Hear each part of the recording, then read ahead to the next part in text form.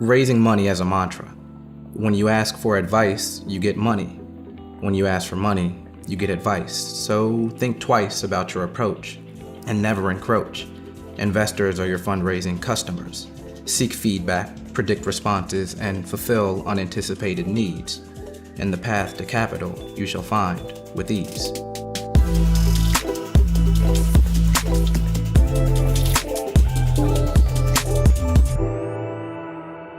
Oh snap, it's money time, baby. And when it comes to raising money from investors, the path is a lot more nuanced than we typically give it credit for being. So many resources tell us that the language of investors is traction or great ideas or the teams we have. But there's more to it, you know. Investors speak the language of composites, in terms of the big picture, everything combined together.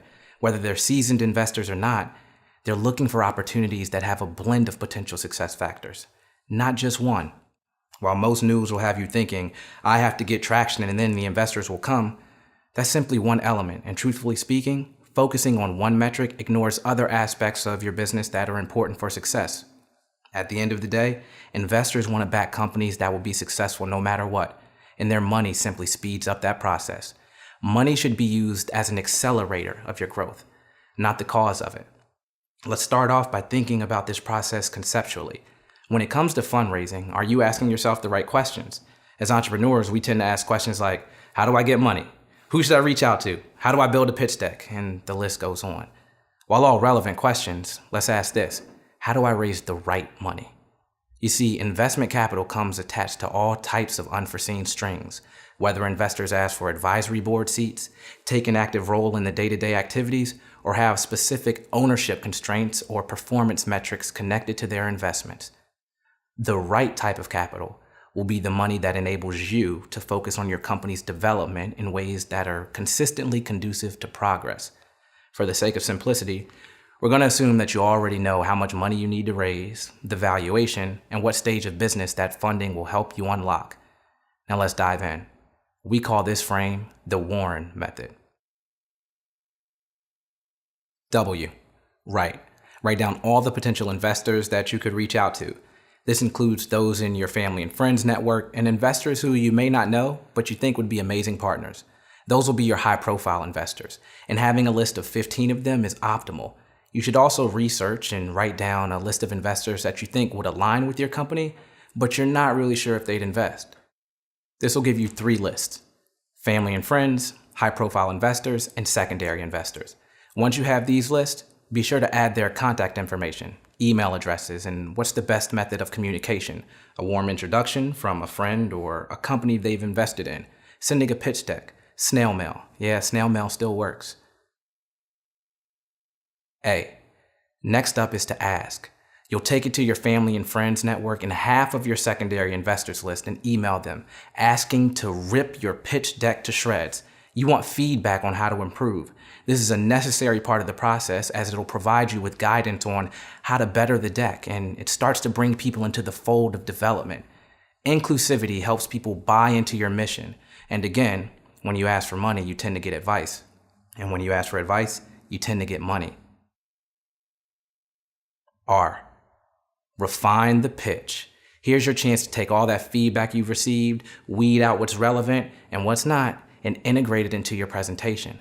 This is going to show you exactly how to speak the language of investors, the composite language of your idea, team, business model, and more. So make that deck better, easier to understand, and representative of your big picture. If you're really committed to raising the money you desire, you'll start to have different versions of your pitch deck that have small changes or additions for different audiences. You don't have to add everything into one deck, but you can personalize them based on different investors' philosophies. A pro tip: when people respond to your email for feedback, they'll ask you questions to clarify things. Take those questions as genuine curiosity. Don't get offended. Then write amazing responses to them that you can use in follow-ups when you begin the real pitches. R. Resend. Take all the refinements and respond to your initial outreach of people, first expressing gratitude, and secondly, with the updates made. People's time is precious. So the kicker to this email should be asking if they'd like to be involved in any capacity, as an investor, an information resource, and so forth. You don't need to expect one investor fronting the entire bill. There may be multiple, but be sure to ask how they'd like to be involved moving forward. E. Engage. Remember the high-profile investor list and the remaining 50% of the secondary investor list? Now that you've refined your pitch deck and have responses to frequently asked questions, it's time to engage additional investors if you haven't already raised the money. Some of these individuals will require a slower process than usual. You may have to ask them for advice, while others, you may just want to send them a pitch deck or get a warm introduction from someone in their network. Whichever the path is, you should be familiar with this from your initial research to identify the best way to connect with them. The focus here, be patient. If you need help on understanding how to build a strategy for investor outreach, check out our frame on how to conduct investor outreach. N. Now for the last piece in our Warren method of raising investor money for your business. N stands for North Star. Every conversation is not going to go well, and they may not come as fast as you anticipate. Your North Star is your company's ultimate goal and should keep you centered whenever you receive criticism that makes you want to react with aggression. When you're operating, you should use your North Star to guide customer feedback.